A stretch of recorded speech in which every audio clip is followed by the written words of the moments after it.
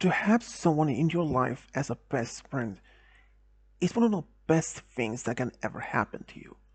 Growing up, go to the same school, and share the same bond of interests, hobbies, is something that you had to treasure and cherish so much. Because a best friend is not only a best friend, but a friend for life. Many eventually could lose contact with their best friend, or they can have fallen out. It happens. For me, it was very close. I could have lost my dearest childhood friend, Marina. And this is a story how this could have happened. My name is Jason. Like I said, to have a friend, a childhood friend, is something that you really had to treasure. My best friend, Marina. We have been best friends since kindergarten all the way to high school, and I value her opinions and all that. We promised to each other to always be friends, to even if we were to get married with someone, our families would be always also be close, even to make sure that our children will be childhood friends as well. Those dreams would eventually change. I can give you a brief background about me and Marina. Since I said we met in kindergarten, even when we were in middle school, I started to have a small crush on Marina, but I never even spoke up about it because I was afraid that she would reject me and that would make our friendship a little bit awkward. So I kept quiet about it. But now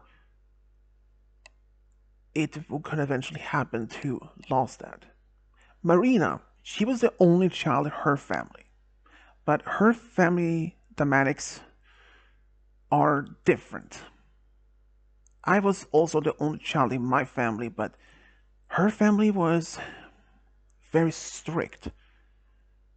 In kindergarten all the way to middle school, she had some free time. But when she started high school and even afterwards, it started getting less and less freedom and more duties, like she had to do all the kinds of things at home. But now, sometime after we finished high school, we were now in our 20s, like mid 20s. And here is the story when it first actually happened.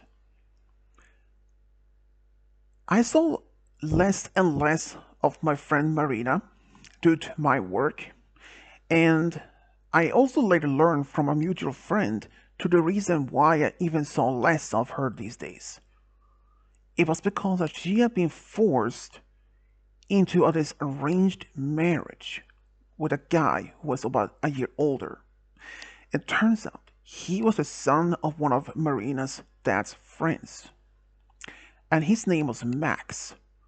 I was devastated, and since I was still much in love with Marina, since I hadn't even able to tell her, I was hoping to maybe just one day to tell her at least. Even though it might be awkward or she would reject me, but at least I was going to do. But when my friend told me this, especially about this guy, and since she was like, it turns out our mutual friend was told from Marina that she was forced into this marriage because she was hoping that Max's dad's business could help financially to her parents. So I looked into this guy just to be if he was a good guy, if he could really care for her. But the more I looked into it, I found out he was a he was a cheater, and he didn't even care if he was got caught by the girl, and he would just keep going it. So I was getting more frustrated the more information I found out about Max.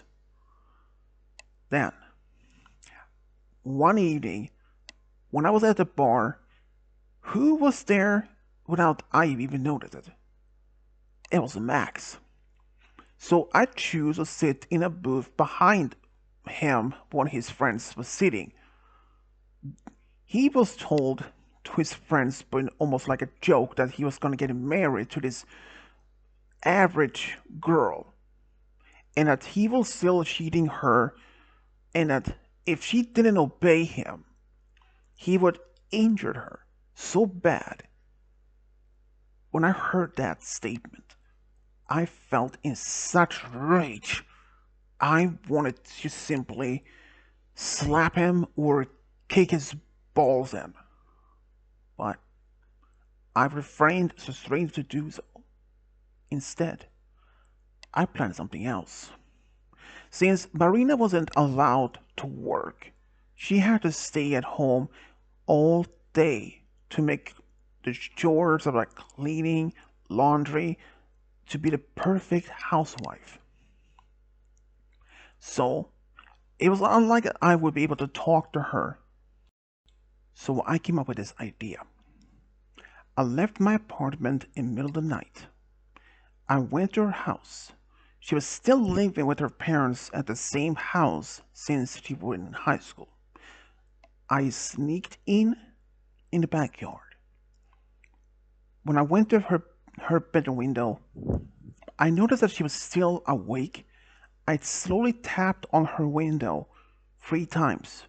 She noticed me and she smiled and she slowly opened the window and I made it as a sign to be quiet. I told her that I knew about this Max, that a mutual friend, our mutual friend told about it. She nodded and said that she didn't even like him. There was something about it that she couldn't even tell exactly what about. But then I told her the secret. Well, more like not the secret, more like something that she needed to know. I told him that he is a constant cheater and he didn't even care if he was caught. He kept doing it.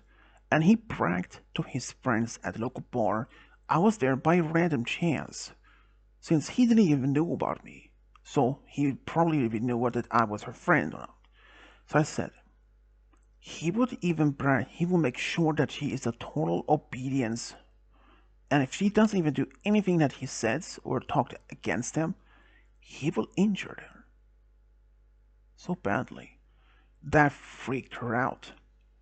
And she really had to understand that. And she has all right to be so freaked. But I told her I had a plan. She asked what kind of plan she had. I told her from now on to keep her bedroom window unlocked every day and to make sure to save some money and have a backpack prepared. She she even asked why, but I didn't tell her exactly though. I told her to trust me. She didn't even question for the reasoning though, since she would trust me more than anything. So she promised. So for the next few weeks, Marina still had to do the chores around the house. And sometimes, if she could find some loose cash in her dad's pockets, she would take it. She was even allowed to do some basic shopping nearby since this was this small grocery store.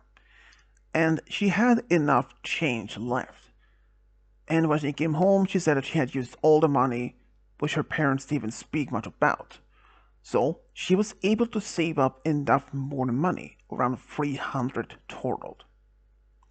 She was still curious to why she would have to do this, to save enough money and at the same time to keep her bedroom window unlocked.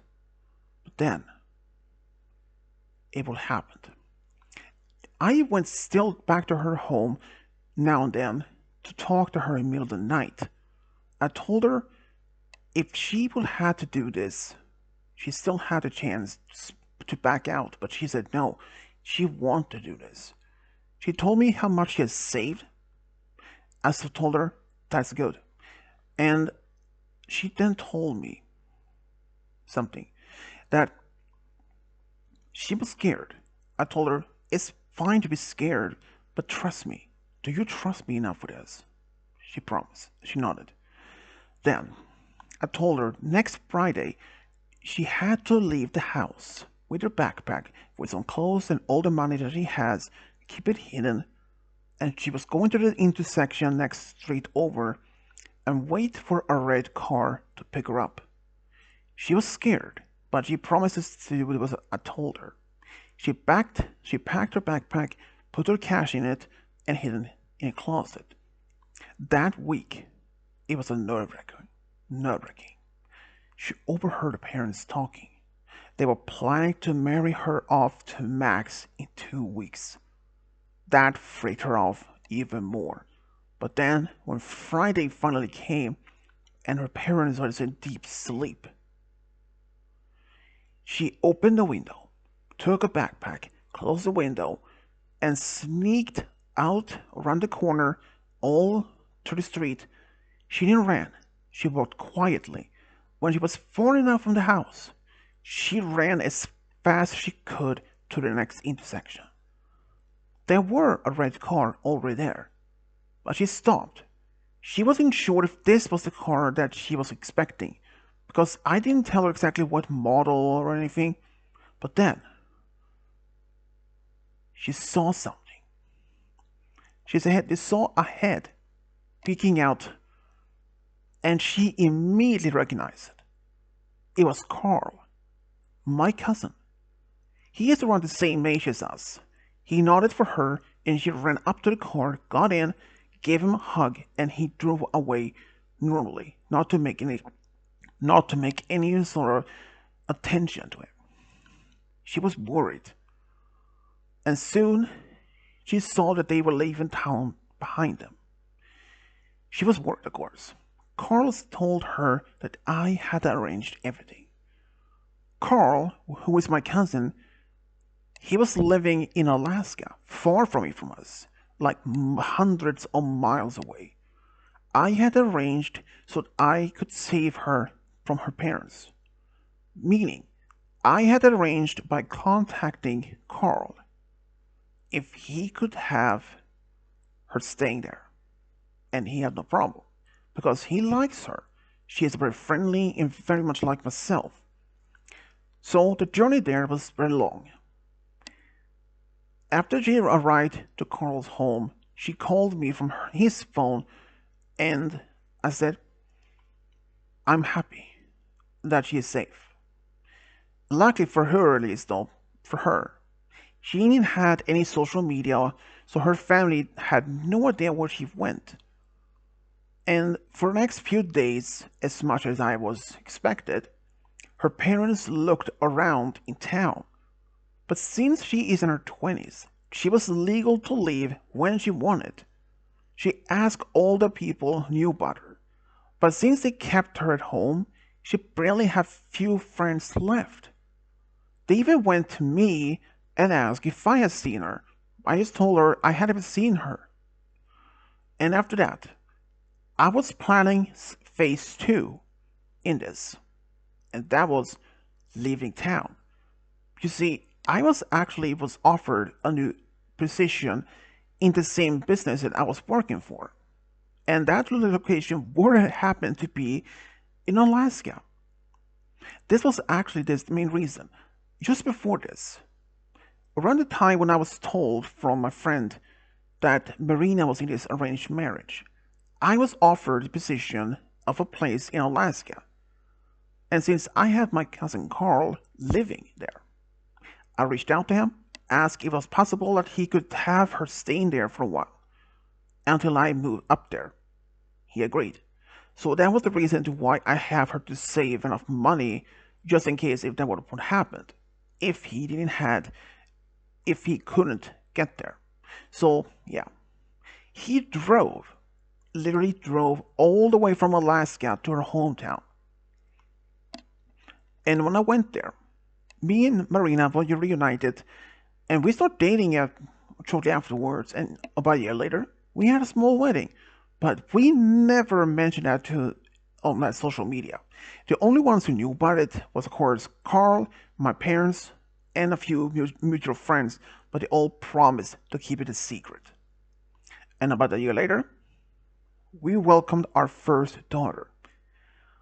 From a mutual friend back home mentioned that Max was eventually caught of cheating with a married woman, and when he tried to beat her, he was arrested.